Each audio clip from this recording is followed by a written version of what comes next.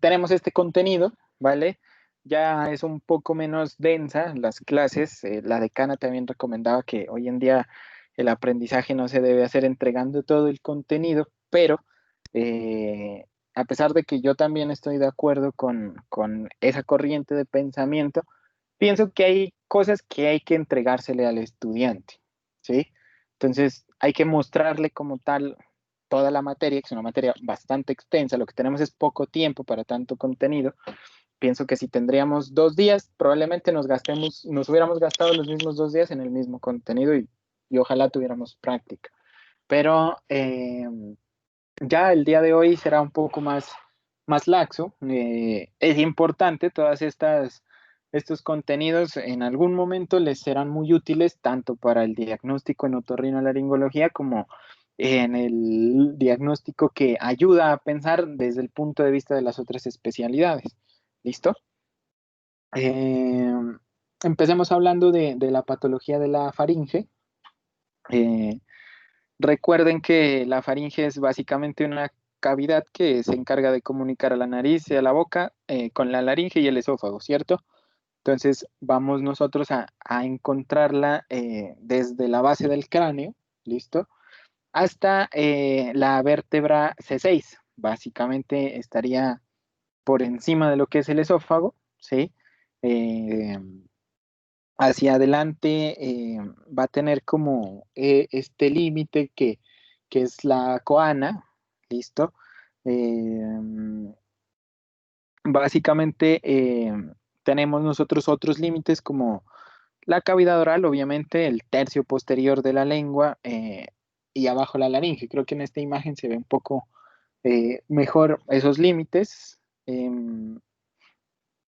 Aquí en esta es para mostrarles la desembocadura de la trompa auditiva o la trompa de Eustaquio, también la adenoides, de la cual ya hemos venido hablando, que estaba marcada como tonsilafaringia. Me gusta mucho este examen, esta imagen, porque pues me muestra muy bien esos límites anatómicos de los cuales hemos venido hablando. Y miren que ante un proceso de hiperplasia del adenoides, o de infección, pues fácilmente el orificio en la faringe de la trompa de Eustaquio, pues puede obstruirse o puede llenarse de secreción. Asimismo, cualquier proceso que se presente alrededor de ese rodete tubárico, que es simplemente un tejido redundante a este nivel, y también donde hay algunos ganglios linfáticos, pues me pueden generar algún tipo de obstrucción con la consecuente aparición de los síntomas de los que ya hemos venido hablando. ¿Listo? Tengan en cuenta que las paredes de la faringe las forman músculos y fascias. ¿Listo? Es una cavidad básicamente desde un punto de vista de disección de músculo y fascia que se encarga de constreñir, o sea, la función de esos músculos son constrictores. Entonces tenemos nosotros, dependiendo de los límites anatómicos, unos músculos que son superiores, unos que son medios y unos que son inferiores, que se sobreponen como en capas, ¿listo? Eh, y se van uniendo en la parte posterior, de eso creo que no tengo una imagen, eh, se unen en la parte posterior como en un entretejido al que se le llama el rafé faríngeo, ¿listo? Eh, Tengan en cuenta que el nervio vago es el que inerva predominantemente a estos músculos y lo que ya les decía, un músculo constrictor lo que hace es reducir el calibre, en este caso de la faringe, ¿listo?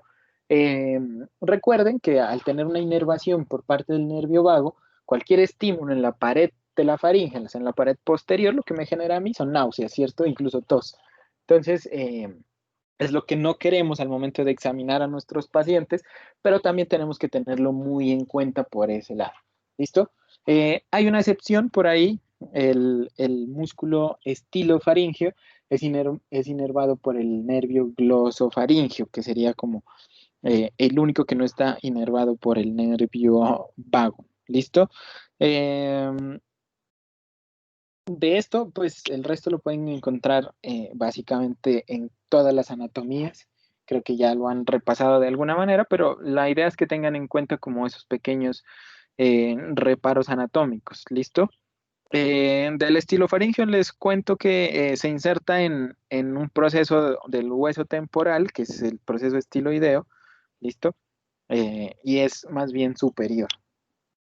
Eh, de este, que sí es importante y que muy pocos lo tienen en cuenta, que es el sistema linfático de la faringe o el anillo de Waldeyer, es básicamente, como les muestro ahí en esta diapositiva, un sistema anular de grupos de tejido linfoide que se encargan pues de proteger a la vía aérea de las infecciones de cualquier tipo, virales, bacterianas, y se ubica junto con la mucosa faringe, ¿vale? Entonces tenemos nosotros al adenoides o la tonsila faringea o al Luschka, ¿listo? Que está en la línea media, es una sola, ¿vale? Y es básicamente lo que se podría considerar como el techo de la faringe, lo que les mostraba en esta imagen, ¿listo? Eh, ya vamos a hablar un poquito más de la hiperplasia adenoidea. Tenemos las amígdalas peritubáricas, ¿vale? Que están alrededor de la trompa de Eustaquio también. Esas tienen otro epónimo, que es Gerlach, ¿vale? Eh, tenemos unas bandas faringeas laterales que están en la pared posterior. Tenemos las amígdalas palatinas, muy famosas, por cierto, una de cada lado de la orofaringe, que son las que vemos. Recuerden que ellas están recubiertas por músculo, ¿cierto? Por estos grupos musculares. Y también hay unas amígdalas linguales que están en ese tercio posterior de la lengua. Pregunta uno, si a mí me sacan las amígdalas palatinas, ¿me quedo sin defensas en la faringe? Pues no, me queda todo este otro grupo de defensas que funciona igual de bien, estén o no estén las amígdalas palatinas. Entonces, esa es una de las preguntas que se le pueden resolver y ya tienen aquí muchas razones a los pacientes que van a ser sometidos a ese tipo de cirugía, que en la mayoría de casos es cirugía electiva. ¿Listo? Con respecto a la irrigación y al drenaje linfático, recuerden que la irrigación está dado aquí, es fácil, por la arteria faríngea ascendente y también tenemos la arteria palatina ascendente, tenemos una para las amígdalas que son ramas de la arteria facial. ¿Listo? Eh, la arteria facial, pues finalmente viene desde la maxilar, ¿cierto? Y todas esas son ramas de la carótida externa que he tratado como de... no, ahí no me quedó remarcada la verdad ahí. ¿Listo?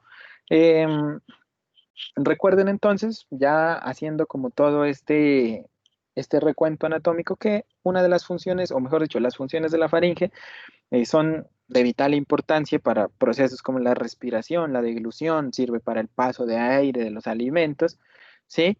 Eh, y también interviene en algo debido pues a la posición de la lengua en la porción orofaringea, en el gusto, ¿cierto? Eh, Hace también las veces como de una caja de resonancia, que pues es muy importante para la producción del lenguaje, ¿sí? Y el sistema linfático de Waldeyer, que pues acá está ya esquematizado dentro de lo que sería todos los linfáticos del cuello, que los vamos a ver hacia el final de esta sesión, eh, es el principal sistema de defensa de la faringe, ¿listo? Entonces, para no ser más incisivos con la descripción anatómica, ya pasemos a hablar un poquito ya de las patologías. Empecemos a dividir a la faringe en tres porciones. Tenemos la porción que sería la nasofaringe, que es lo que les mostraba en las primeras imágenes, la conexión eh, con el techo, con las amígdalas peritubáricas, la trompa de Eustaquio, de ahí desde el paladar eh, blando viene ya la orofaringe, sí, tenemos la laringofaringe y así mismo las vamos a dividir en esta clase, ¿listo? Entonces, empecemos hablando del adenoides precisamente, ¿vale? Entonces, las adenoides o la adenoides es un tejido ahí que se ubica posterior y superior en la parte de la rinofaringe, no se les olvide. Y el epitelio, el de siempre, pseudoestratificado ciliado, que produce principalmente inmunoglobulina A. ¿Listo? Recuerden que la adenoides tiene una alta actividad en los primeros 3 a 7 años, ¿vale? Entonces es un tejido que está muy activo en esa época porque se la pasa presentando antígenos y bueno, todo eso que se aprende en inmunología, ¿cierto? pero después de los 7 años empieza a involucionar y casi que a los 9 años ya no es posible verla directamente a menos que haya algún problema. Entonces, ¿qué pasa? Si en un niño grande o en un adulto hay persistencia del adenoides, ¿sí? Está agrandada de algún modo, hay que pensar que el paciente tiene dos cosas. O tiene un tumor, ¿listo? Y otra cosa también hay que es muy importante pensarla, es que el paciente pueda tener una infección por VIH. Y en este caso, que también podría ser un tumor, ¿cierto? El linfosarcoma, habría que pensar en que el paciente tenga SIDA. ¿Eso quién me lo dirá? La historia clínica, los factores de riesgo del paciente, ¿vale? Pero entonces, eso es una de las cosas que yo debo pensar. ¿Qué me produce el adenoides? Pues sintomatología de oído tapado, ¿cierto? De secreción persistente, de otitis media serosa. Entonces, por ahí va la cosa con respecto al adenoide, que ya no es tan normal entre más grande sea el niño o si me la encuentro en un adulto. No quiere decir que esas sean las únicas causas, pero digamos que son las dos causas que yo como médico general tengo que iniciar a descartar. Una prueba rápida y una remisión al especialista en otorrinolaringología para que le haga una nasofibrolaringoscopia. ¿Listo? Y la hiperplasia adenoidea, ¿sí? Es ese aumento del tejido adenoideo que va ocluyendo las coanas, entonces el paciente se presenta con obstrucción nasal, rinorrea permanente, respiración oral y ronquido nocturno, que ya hablamos un poquito acerca del ronquido. Eh, También me genera a mí otitis medias recurrentes, eh, otitis medias con efusión, se ha asociado a sinusitis crónicas, entonces, pues son esas muchas de las causas que, por las cuales el paciente me puede consultar y yo tengo que pensar acá en una hiperplasia adenoidea y es muy frecuente en los menores de 7 años, como les decía.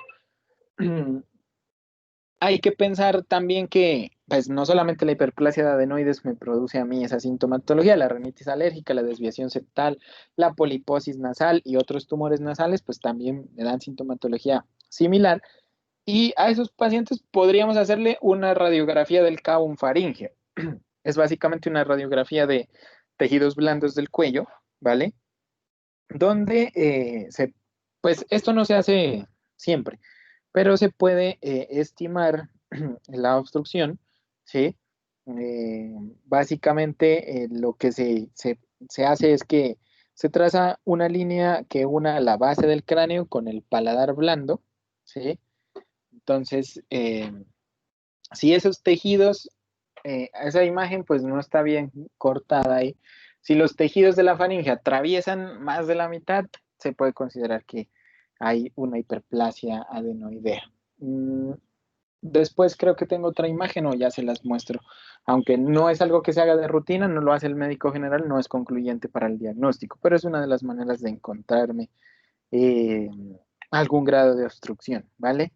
Eh, y lo que se está haciendo hoy en día es la nasofibrolaringoscopia, o sea, ante una hiperplasia de adenoides, o yo le doy tratamiento sintomático al paciente y lo observo, que era la otitis media con efusión, lo más frecuente, o lo mando con el otorrino, pues si es más grande, mejor lo mando con el otorrino para que observe directamente qué es lo que tiene sin perder más tiempo, porque recuerden que puede ser un tumor de nasofaringe, ¿vale? Entonces, lo de la radiografía es un dato que les cuento ahí como secundario. Ah, sí, ahí está. Eh, con eso pues se toman decisiones quirúrgicas también a veces, pero la nasofibroendoscopia es lo que se está utilizando hoy en día para el diagnóstico, ¿vale? Eh, el tratamiento pues es esa cirugía de adenoides, ¿sí? Cuando hay síntomas muy claros de obstrucción nasal, de ronquido, con todas las características que ya vimos, cuando hay infecciones a repetición, cuando hay rinosinusitis recurrente, otitis medias serosas que ya no mejoraron con el manejo expectante. Y bueno, es como lo que uno debe pensar en eso. Después les hablaré un poco de los criterios para hacer una cirugía en caso de una hiperplasia adenoidea. ¿Listo? Y unas pocas palabras con respecto a la enfermedad tumoral maligna, al carcinoma nasofaríngeo. Recuerden que de todos los que hemos hablado, viene a ser como el más frecuente de los adultos, que Tiene una asociación a la infección por virus de Epstein-Barr, ¿sí? Aunque esto más se estudió en pacientes de origen asiático, y es mucho más frecuente presentarlo a partir de la segunda década de la vida, o sea, pacientes jóvenes. Tiene un pico entre la cuarta y la quinta década de la vida, o sea, pacientes jóvenes, y es mucho más frecuente en hombres, ¿vale? Hay, según la OMS, tres tipos: carcinoma escamocelular, miren, otra vez vuelve a estar eh, presente dentro de los más frecuentes. El tipo 2, carcinoma de células no queratinizantes, o sea, no escamocelular. Y hay un tipo 3 que es un indiferenciado o un linfoepitelioma. Los tres son frecuentes, aunque es más frecuente el escamo celular. Y de esos, los últimos dos son más radiosensibles, pero tienen más riesgo de hacer metástasis a distancia que el escamo celular. ¿Qué debo sospechar yo en un paciente que puede tener algún tumor de la nasofaringe? Pues pacientes con epistaxis recurrentes, obstrucción nasales unilaterales, sensación de oído tapado, lo que sería plenitud aural unilateral, acúfenos, hipoacusia, otitis serosa con obstrucción de la trompa de Eustaquio. Y clave también para el diagnóstico de los tumores de la cabeza y el cuello es que la afectación de los pares craneales se altera según la ubicación y el tamaño de la masa, ¿sí? El que más se asocia a este tipo de lesiones es el sexto par craneal, y de ahí le sigue el quinto par craneal, porque ellos comparten, digamos, como una salida común muy cercana. Entonces por eso es que se pueden afectar esto. Entonces, clave, pues síntomas que son como más bien bizarros, intermitentes, con recurrencia, ¿sí? Que como que no cuadran dentro de una sola patología que me explique, bien sea la obstrucción nasal o la epistaxis, ¿sí? Aquí pueden estar presentes las dos, más la afectación de pares craneales. Es mejor sospechar que el paciente tenga un tumor hasta que no se demuestre lo contrario. Eh, es importante examinar el cuello, como ya vamos a ver, porque del 50%, incluso hasta el 90% de los pacientes van a presentar adenopatías cervicales. Y de esos, como un tercio son bilaterales. Entonces es importante palpar a los pacientes para continuar haciendo el diagnóstico diferencial. Metástasis sistémicas al momento del diagnóstico sí se suelen presentar, más o menos un 5% presenta metástasis. Eso quiere decir que yo puedo captar a pacientes con la enfermedad limitada a la zona donde está afectando en la mayoría de los casos, y en caso de que yo tenga que sospechar por metástasis, pues tengo que sospechar metástasis óseas, pulmonares o hepáticas, ¿vale? El tratamiento de estos tumores, como les había mencionado, es la radioterapia. Básicamente, los pacientes requieren manejo interdisciplinario, odontología, y dentro de las complicaciones más frecuentes, la serostomía es la más frecuente de los pacientes que son sometidos a terapia oncológica. ¿Listo? Ya nos pasamos un poquito más a la orofaringe, que es esa cavidad que les muestro ahí en azul, ¿vale? Con respecto a la orofaringe, que yo la puedo examinar directamente a través de la cavidad oral, voy a tener unas cositas como alteraciones congénitas. Está la úvula bífida, que ustedes pueden ver ahí, una falta de fusión del paladar blando, ¿sí? Siempre hay que examinar cuando se encuentren este tipo de patología el paladar duro, hay que palparlo para ver que no haya un paladar hendido, ¿vale? Aunque si esto se presenta de manera aislada, pues no tiene consecuencias para la salud. Hay que explicarle al familiar, al paciente, listo, que si no está asociado a otro tipo de alteración, o sea, si no está asociado a un paladar hendido, pues no hay que hacerle nada al paciente, ¿listo? Lo que sí es que se puede infectar la úvula, aunque no es frecuente encontrarse solo lo que sería una uvulitis. Sí, sí hay que examinarla, ¿vale? Porque los pacientes que han sido sometidos a algún tipo de procedimiento, incluso amigdalectomías, procedimientos odontológicos, otras cirugías, trauma incluso, y a veces reacciones alérgicas, me pueden generar esta clínica. Es una clínica de dolor, ojo, con una sensación de obstrucción de la orofaringe. Eh, Básicamente hay dificultad para la deglución y como una sensación de cuerpo extraño. Entonces, siempre que hay una sensación de cuerpo extraño, no se les olvide examinar la úvula. El tratamiento es sencillo, es una dieta líquida, se puede utilizar hielo o líquidos fríos. Los antihistamínicos pudieran ayudar si se sospecha que sea alergia. Y el antibiótico, en caso de que sospechara una infección bacteriana, el paciente se ve más tóxico, con fiebre, malestar general, algún tiempo mayor de evolución, no tan agudo como en las reacciones alérgicas. ¿Listo? Eh, los antibióticos son más bien de consideración más que otra cosa. Ya pasando a una parte más posterior, tenemos a la faringitis aguda, que en la mayoría de los casos es viral, ¿sí? Tengan en cuenta que si hablamos de faringitis aguda, es la causada por el rinovirus, que es el agente más común. También lo pueden ocasionar la bacteriana, como el estreptococo, el neumococo, estafilococos, pero es el cuadro típico que todos hemos tenido de dolor de garganta como síntoma principal, odinofagia, malestar y a veces fiebre. ¿Listo? Entonces, esa es la clínica muy característica, todos la hemos tenido. Al examen físico, hay eritema de todas esas paredes faringias, los pilares amigdalinos, las amígdalas, y a veces se encuentran adenopatías en la región cervical. Para tratar una faringitis aguda, lo importante es descartar que no sea otra causa que ya vamos a ir viendo, ¿vale? Pero pues podemos iniciar como líquidos orales, adecuada analgesia, puede ser tópicas y ya, preparados anestésicos. Y en caso de sospechar una infección bacteriana, que no es lo más frecuente, aquí la mayoría se tratan como virales, pues pudiéramos darle penicilina al paciente. Aquí no es la benzatínica, es penicilina como tal. Pacientes que después de ser valorados persisten con la enfermedad más allá de 20 de 48 horas, hay adenopatías cervicales prominentes y a veces se presentan con algún tipo de exudado. Todavía no hemos llegado a la faringoamigdalitis, esta es simplemente la rinofaringitis aguda, ¿vale? Recuerden, rinovirus. También hay estados crónicos, ¿listo? Hay que sospecharlos cuando el paciente se queja de dolor faringio crónico, ¿vale? A veces pues puede ser como consecuencia de infecciones agudas que se hayan presentado de forma repetitiva, inflamación, irritaciones de la mucosa. No siempre ya en la parte crónica piensen que hay un agente infeccioso involucrado. Es mejor pensar en enfermedades sistémicas que tengan manifestaciones en la faringe. Las mononucleosis, la leucemia y otras enfermedades de transmisión sexual hay que pensarlas acá. ¿Listo?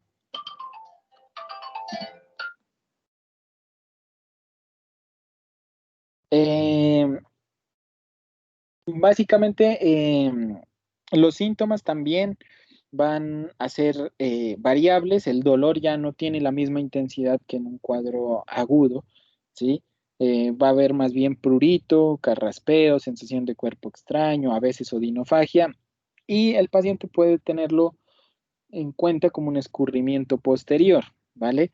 Al examen físico ustedes lo observan y van a decir, el paciente no tiene nada en la mayoría de los casos, pues no va a haber eritema en la pared posterior. De pronto, en algunos pacientes, si uno los observa bien, podría haber como un aspecto como granuloso de la mucosa.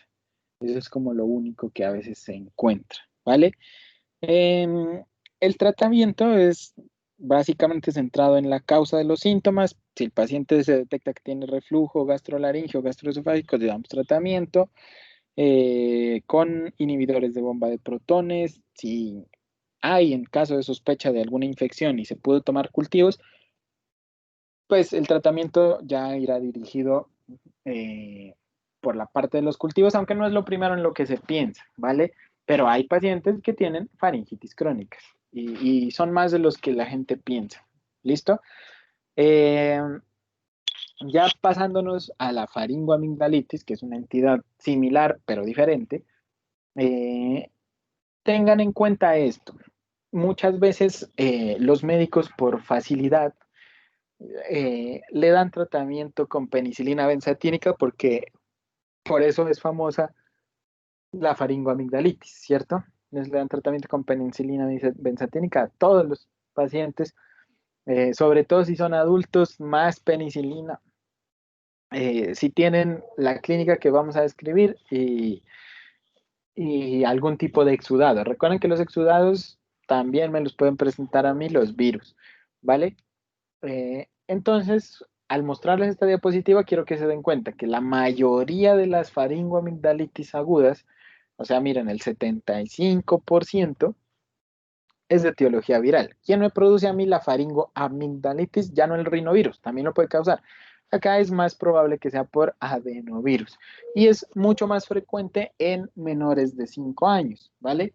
Entonces, el cuadro clínico de esta es básicamente un proceso de fiebre aguda, autolimitado, que presenta dolor de la faringe, rinorrea, a veces afonía, tos seca, diarrea. La diarrea me hace pensar mucho a mí en los adenovirus, que son como es típico de este tipo de microorganismo, ¿vale? Y a veces se presentan aftas en la cavidad oral con esa congestión faríngea, con o sin exudados. Entonces recuerden que esto me puede, aquí está, se me puede presentar con o sin exudados. Chicos, ¿alguno de ustedes está marcando a mi número? No, ¿verdad? Sebastián, ¿estás por ahí? No todo, no todo. Vale, bueno, No, no, doctor. continuemos. Continuemos. Es que a veces cuando se cae internet me llaman, entonces es como la forma de darme cuenta. Pero listo, continuemos entonces. Les decía que la faringoamigdalitis aguda, hasta aquí la viral, ¿no? Me presenta una clínica que es pues similar. De pronto la diarrea me hace pensar más a mí en adenovirus y piénsenlo de esa manera. Y el tratamiento es sintomático, como ustedes lo han visto, analgésicos, hidratación y las gárgaras con agua más bicarbonato. 3 cucharadas de bicarbonato es suficiente para el manejo de la sintomatología. Eso sí tiene evidencia, ¿vale? Eh, Esta es como la etiología de la faringoamigdalitis aguda en general. Ahorita vamos a hablar de la aguda bacteriana. Váyanlo pensando, pero les voy a dejar este cuadro aquí para que lo repasen luego. ¿Listo? Tengan en cuenta que el virus Coxsackie, ¿sí? Me da a mí una variante que es la herpangina, ¿vale? Que me puede generar a mí unas lesiones eritematosas en el paladar, en ambos paladares, ¿sí? Fiebres muy altas, el herpes simple también. La herpangina, por ejemplo, ya al momento de examinar los pilares amigdalinos y la úvula no están comprometidas. En cambio, el herpes, ustedes saben que el herpes no respeta ningún tipo de tejido. Entonces, sí compromete desde las encías, genera a veces exudados, diarrea y deshidratación más grave. El virus del Epstein-Barr también es muy frecuente en los adolescentes. Quiero hacer un paréntesis aquí, que no sé si lo tenga más adelante. Bueno, aquí está la, las, las infecciones, ¿sí? Digamos, típicas del virus Coxsackie. Acá tenemos las del herpes, que pues no hay ningún tipo de, de de límite para la infección, ¿vale? Y en esta que sí quería decirles que piensen en los pacientes adolescentes que se presentan con clínica, con algún tipo de esta clínica, ¿vale? Entonces, llega un paciente con clínica de faringoamigdalitis, con amígdalas hiperplásicas, que pueden o no tener exudados, y ya le han dado tratamiento con penicilina y no mejora, y no mejora, y no mejora. Entonces, típicamente estos pacientes revísenlos muy bien, ¿vale? Porque la clave está en darnos cuenta que si el paciente tiene hepatomegalia, que eso se presenta en un 10% de los casos, pero si nos vamos para el otro lado y tiene esplenomegalia, que esa sí es muy frecuente, ya podemos hacer el diagnóstico de que es una infección del virus por el virus del Epstein-Barr, que es la famosa mononucleosis.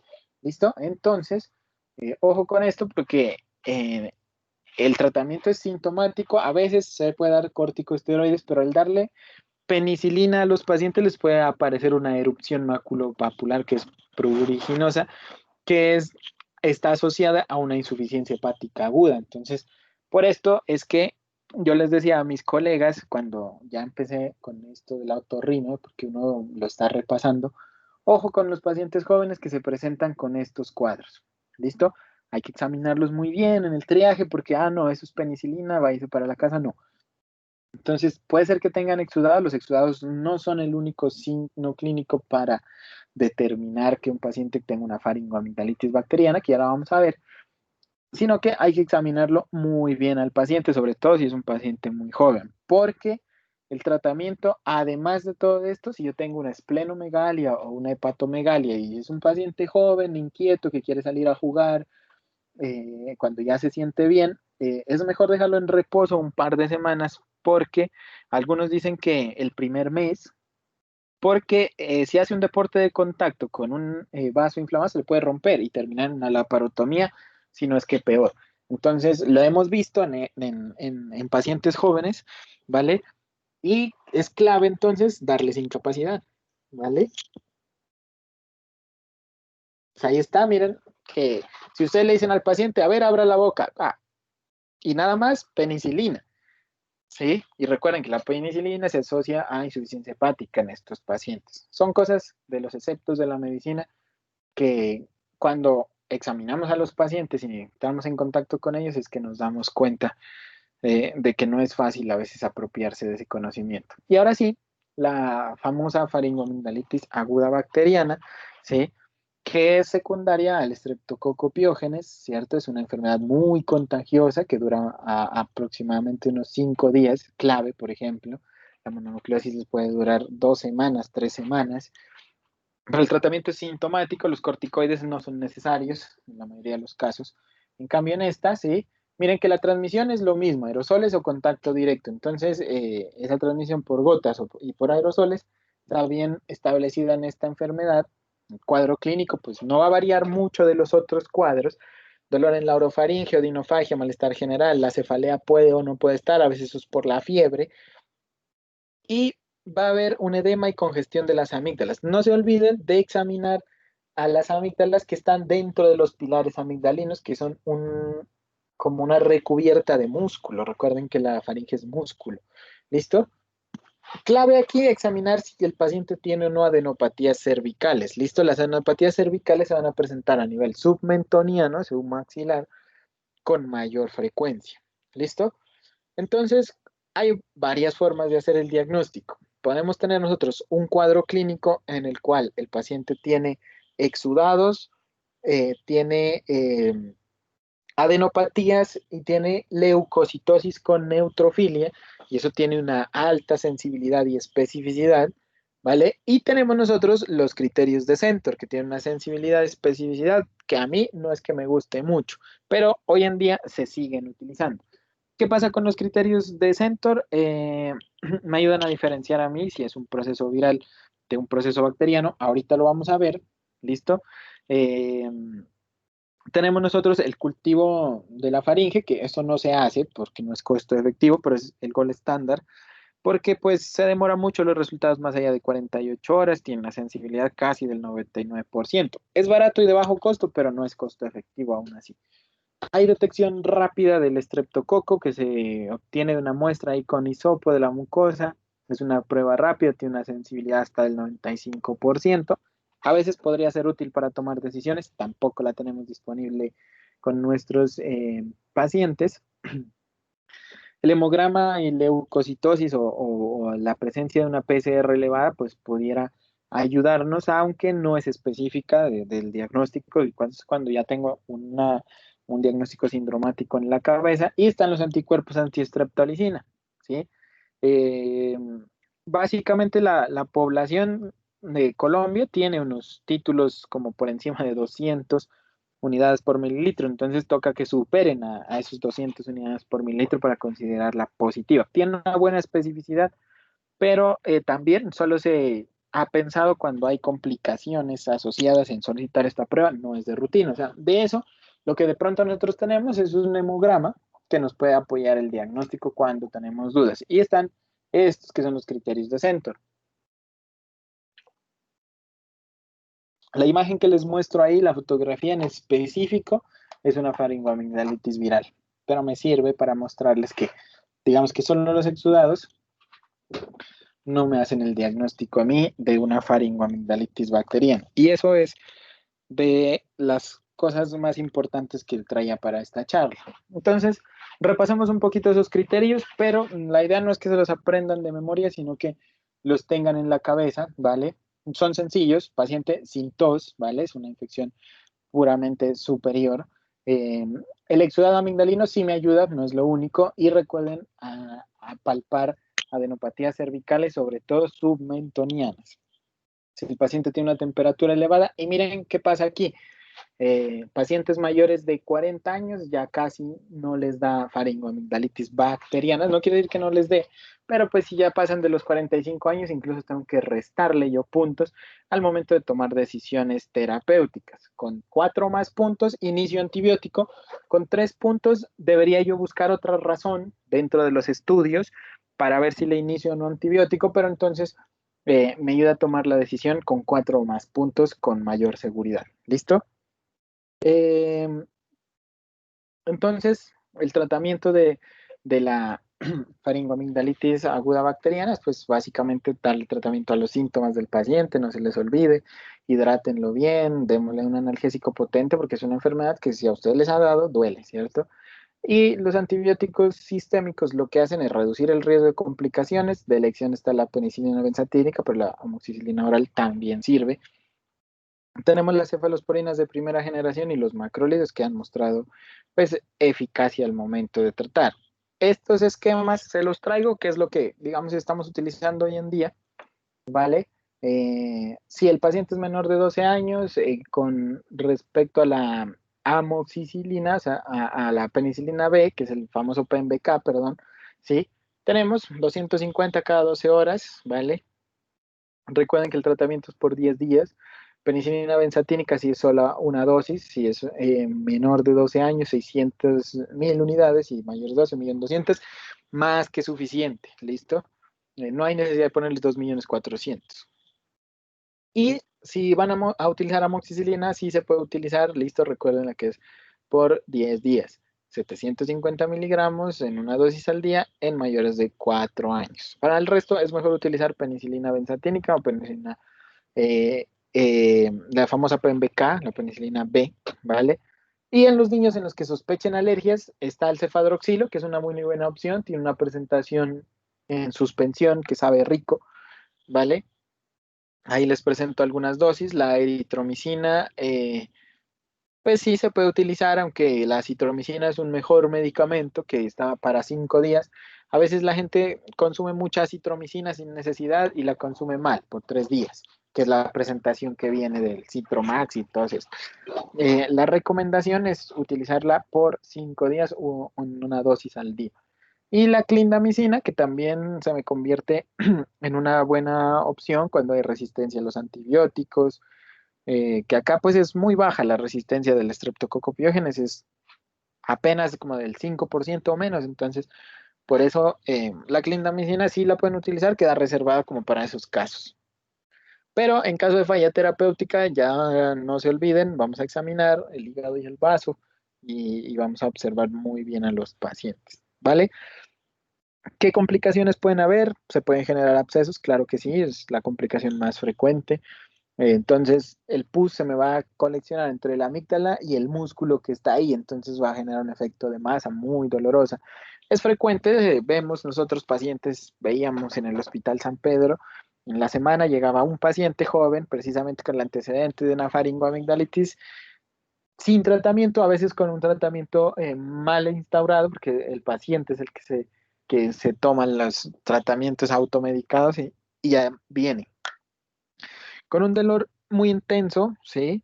Eh, a nivel de la faringe, es más claro como de un solo lado, con adenopatías cervicales. A veces los pacientes no pueden ni siquiera abrir bien la boca y presentan dificultades para la deglución. Muchos dicen que tienen como una voz de papa caliente. Y vienen a veces con fiebre, con dolor de oído de forma refleja. Y el antecedente, ¿tuvo una amigdalitis antes de esto? ¿Se la trató? ¿No se la trató? Sí, sí. No, no, doctor. Entonces suele ser como el cuadro. Entonces miren ahí ese efecto de masa. Como les digo, el paciente se lo ve muy enfermo, con mucho dolor. Y entonces recuerden los criterios para tener un absceso. Entonces es dolor, fiebre y la presencia del tumor como tal ahí. que esto lo va a tener el paciente, pues me hacen el diagnóstico y me obligan a mí, uno, a hacer el drenaje, ¿sí? Entonces, si ustedes tienen dudas, básicamente pueden tomar una jeringa estéril de 10 centímetros, le ponen un poquito de anestésico local de lidocaína sin epinefrina, lo infiltran, porque la lesión es muy fácil de acceder a ella, así como está ahí el baja lenguas, infiltran un poquito de anestesia, funcionan y pueden haber dos cosas. Si el contenido que drenaron es sangre o el material cero purulento, a eso le llaman un flemón perimigdalino. Es lo mismo, ¿vale? Y puede salirle francopus a lo que sería un absceso perimigdalino. ¿Listo? Entonces, mandan eso a cultivo y lo dejan hospitalizado, eso sí, al paciente para tratarlo con penicilina G, penicilina cristalina intravenosa. Entonces, esa es la diferencia de tratamiento. ¿Listo? Recuerden que esto es una complicación, la más frecuente de las faringoamigdalitis y como tal debe tratarse así.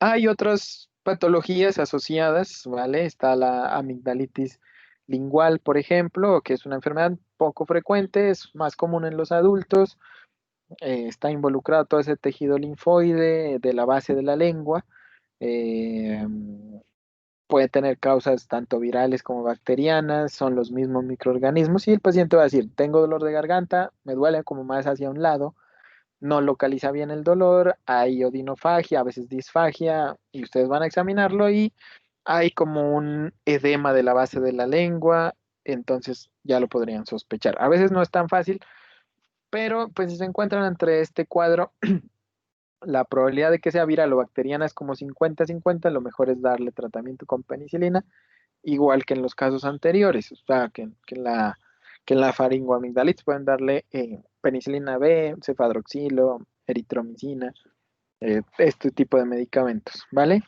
La amigdalitis crónica, por otra parte, ya para volver a hablar de las causas de hiperplasia adenoidea, es básicamente un cuadro de infecciones a repetición, ¿cierto? Episodios como más bien larvados, que poca intensidad, que duran muchísimo. Los gérmenes son los gérmenes de siempre, Streptococcus pyogenes, Streptococcus viridans, Staphylococcus aureus, Haemophilus influenza, E. coli hemos visto, Pseudomonas, Klebsiella, Moraxella también, ¿vale? Es un cuadro que se presenta a pacientes con amigdalitis aguda, sintomatología muy usual, pero eh, no se observa tanto malestar ni tanta fiebre, entonces el paciente a veces ni consulta. Eh, y al momento de examinarlo vemos que las amígdalas están muy grandes y a veces puede haber obstrucción de la vía aérea, dificultad incluso para la deglución. Pero recuerden que el tamaño de las amígdalas no se relaciona con las infecciones crónicas, ¿vale? Eh, a veces podría encontrarse algunas amígdalas como atrofiadas de tanto estar ahí, que se fibrosan, ¿sí? Y suele ser también parte del diagnóstico, pero pues requiere mucho entrenamiento. El tratamiento de las infecciones crónicas, o mejor dicho, el tratamiento quirúrgico de las amigdalitis o de la hiperplasia adenoidea va en relación a estos criterios. Entonces, si se ha tenido 7 o más episodios de amigdalitis aguda en un año, es un criterio, o asimismo 5 episodios en los últimos 2 años anteriores o 3 en los últimos 3 años. Si hay hipertrofia de las amígdalas con obstrucción de la vía aérea, es un criterio de inclusión para hacerle cirugía. Todo paciente después de haberle tratado su absceso periamigdalino, si ya lo drenaron, y obviamente pues consúltenlo con el otorrino en lo posible, eh, se le debe hacer una programación quirúrgica ya en un tiempo posterior para hacer una amigdalectomía y obviamente cuando se sospeche neoplasia, obviamente. Eh, ¿Qué más se me olvida contarles de acá? Eh, Hay otras complicaciones, está el absceso retrofaringeo en los niños, justo en la pared posterior entre la faringe y anterior a las vértebras se puede generar también el absceso, clínica igual, y es muy característica de una masa que produce tortícolis. Y en los adultos, esa misma complicación ya no es ahí retrofaringe, sino parafaringe. Entonces, el absceso parafaringio, el tratamiento de eso es todavía más delicado, es más raro, pero es más delicado, se hace con cirugía, con una cervicotomía. Y hay pacientes que terminan hasta en esternotomía y también se hace de forma hospitalaria. Entonces, lo importante es captar a los pacientes, que no se les pasen máximo de un absceso periamigdalino. Hasta ahí sí se los van a encontrar. Tenemos por otro lado esta, la candidiasis orofaringea. Básicamente es una enfermedad pseudomembranosa, como ustedes la pueden ver ahí, causada por la Candida albicans. Hay otras cándidas que la producen, la glabrata, la tropicalis, la dublinensis. Bueno, eh, siempre la vamos a considerar una infección oportunista, por lo que hay que pensarla en pacientes con VIH, otro tipo de inmunosupresión, eh, pacientes después de que han sido sometidos a radiación, pacientes con síndrome de Sjögren, diabéticos mal controlados, pacientes que utilizan corticoides orales por tiempos prolongados y pacientes que estén hospitalizados con tratamiento antibiótico de amplio espectro. Clave de la candidiasis, que la candidiasis sí duele, ¿vale? Y presenta alteración del gusto. El diagnóstico es fácil, si ustedes están en un laboratorio incluso de primer nivel, le raspan una de esas lesiones y le ponen KOH y si observan los micelios, fácil, ¿sí? Pero si no estamos tan familiarizados con eso, pues clínicamente también lo podemos sospechar y el tratamiento es darle nistatina al paciente, que la hay desde el primer nivel. Se pudiera utilizar violeta de genciana si no hay nistatina o hay alergia, alguna contraindicación. Y si ustedes encuentran que el paciente tiene compromiso del estado general, si es un paciente que está desnutrido, postrado y tiene otro tipo de alteraciones, es mejor hospitalizarlo, pues y darle tratamiento con fluconazol. ¿Listo? En cuanto a lo que sería la patología maligna, otra vez el cáncer, el carcinoma escamocelular es el principal eh, tumor de la orofaringe, ¿listo? Eh, es casi como ese 90%. Tenemos también esa variante, que lo clasificábamos desde el principio, el carcinoma linfoepitelial, que es más que todo de las estructuras del anillo de Waldeyer, ¿vale? Es más frecuente en pacientes en la cuarta década de la vida, pero tengan en cuenta que todos son radiosensibles. Hay tumores de las glándulas salivales que por cuestiones de tiempo no las he incluido en los cursos de otorrino, ¿vale? Pero podríamos sospecharlos en cuanto a la patología maligna. Es el adenocarcinoma el más frecuente de este punto y también los linfomas, ¿sí? Que dependen de las amígdalas palatinas, podrían estar presentes aquí. Recuerden que pues en caso de sospecha de un tumor, pues hay que hacer una biopsia y un estudio lo más oportuno posible. Y hablándoles un poquito de la hipofaringe, porque de esto vamos a retomar nuevamente, tenemos a la epiglotitis. Esta es una enfermedad que casi no se ve, pero es devastadora en los niños. Es una obstrucción completa de la vía aérea superior, la produce, pues hay que pensar que la producen bacterias, como lo ven ahí, y son pacientes que tienen laringitis, o sea, disfonía, que ya vamos a ver, que evolucionan muy rápido. Niños entre los 2 y los 7 años es lo más frecuente, y esos son los síntomas. Pacientes con disnea de evolución muy rápida, disfagia progresiva, rechazo a los alimentos, cialorrea es equivalente a muerte en pocas horas si no le doy tratamiento. El paciente se ve tóxico y es un paciente que no tolera estar acostado boca arriba, se pone más irritable. Recuerden que es de niños pequeños. Entonces, en esta ahorita hacemos énfasis más adelante, pero les muestro la imagen. Y la epiglotitis, no está de más decirles que, pues, como la epiglotis ocluye la vía aérea, pues se comporta como una oclusión severa y en la mayoría de los casos el paciente podría requerir intubación aerotraqueal y manejo intrahospitalario. Se complican mucho los pacientes y el tratamiento es relativamente sencillo. Si ustedes encuentran un paciente con esta clínica entre los 2 y los 7 años, y sobre esta voy a volver nuevamente ahorita en la clase de la laringe, lo hospitalizan y no se despeguen de él, le ponen penicilina, oxígeno, corticoides. Últimamente dicen que los corticoides sí, antes se pensaba que no, ¿vale? Y como les digo, se quedan eh, cerca de él. Porque miren que acá se puede hacer diagnóstico radiológico. Pero si ustedes mandan a un paciente que está así, que en pocas horas, en pocos momentos se les puede complicar, no vuelve de allá. Allá les toca hacer reanimación. y con los niños es más complicado. Entonces, es mejor quedarse con el paciente y si no hay capacidad para manejar la viaria, es mejor remitirlo rápido. ¿Listo?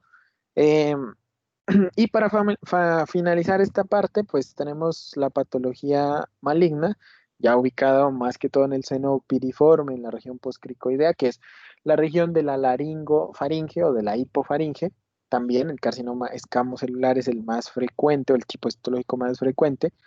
Y lo malo es que acá el pronóstico es malo porque la sintomatología suele estar asociada a los síntomas B, ¿sí? A la pérdida de peso, incluso a la caquexia, y no es fácil hacer el diagnóstico. Pacientes pues pueden tener la clínica de disnea, disfagia y a veces la otalgia referidas como lo único en estos pacientes, por lo tanto no es fácil hacer el diagnóstico en cuanto a patología maligna de la hipofaringe, que ya vamos a ver también más adelante con respecto a la laringe. ¿Listo?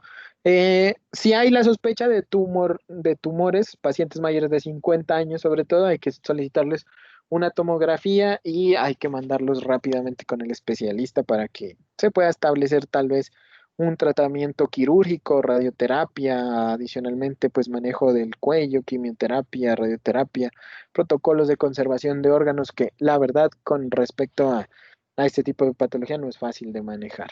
¿Listo? Entonces, hemos dado un repaso rápido como de las patologías que son más frecuentes en la faringe. ¿Listo? Antes de continuar con la patología de la laringe, pues si quieren, tómense media horita, ¿vale? Hoy nos da como el tiempo espaciado para hablar de la patología de la laringe y ya volvemos pues para continuar con esto y al final hablamos un poquito de patología del cuello, pues con la parte como que le corresponde más a la otorrinolaringología. ¿Listo? Doc, entonces volvemos a las 4. Sí, justo han sido las 3:30, entonces a las 4 arrancamos nuevamente, ¿vale? Bueno, Doc. Bueno, gracias, Doc.